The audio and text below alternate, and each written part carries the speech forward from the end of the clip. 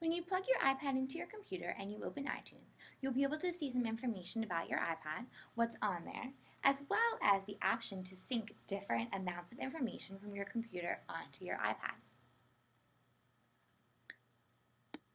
Let's first take a look along the bottom.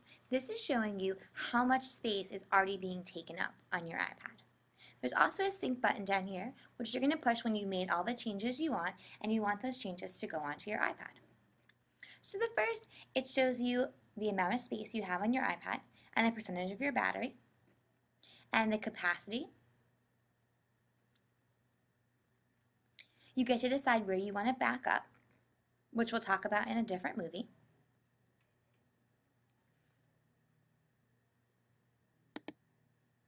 This next one says info, and this is where you're going to be syncing your contacts, your calendars, or your mail if you're not choosing to use iCloud.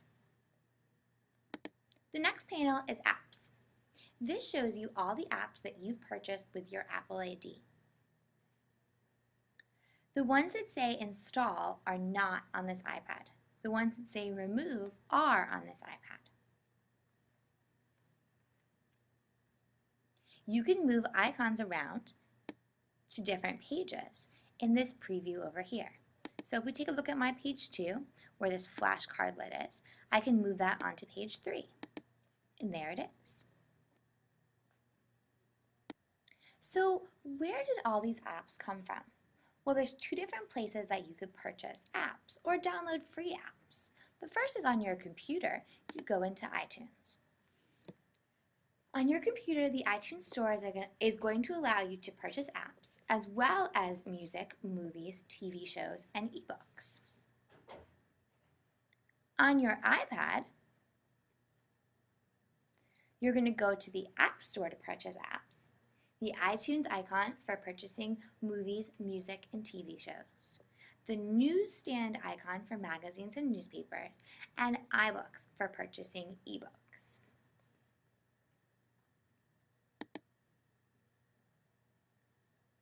And you can see those are the same categories up here: music, movies, TV shows, podcasts, books, and photos. So photos would be ones that you already have on your computer, and there's not really a place to purchase photos.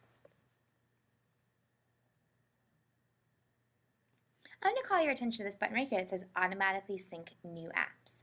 If you check this, when you plug your iPad in, it'll automatically sync over new apps.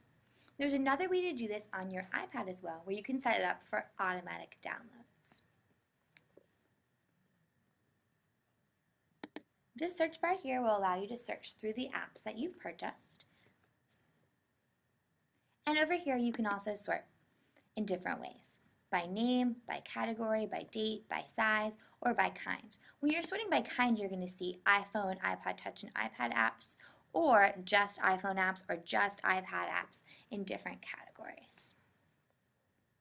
Let's take a look at the rest of these categories. In music, you could choose to sync music and either your entire music library or just selected playlists or artists or albums.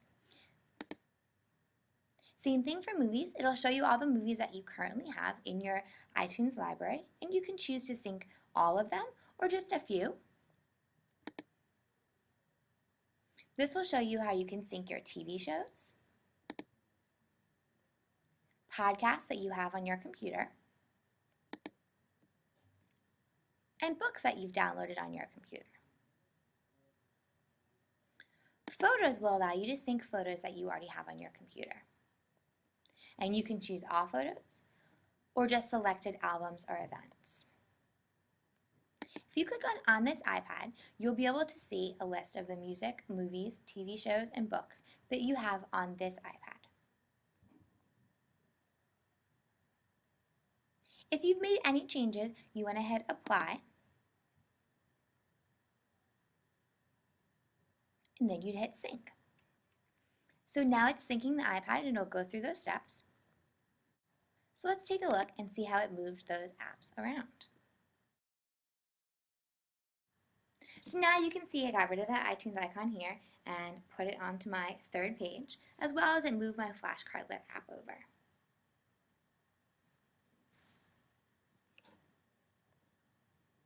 Let's take a look at purchasing things from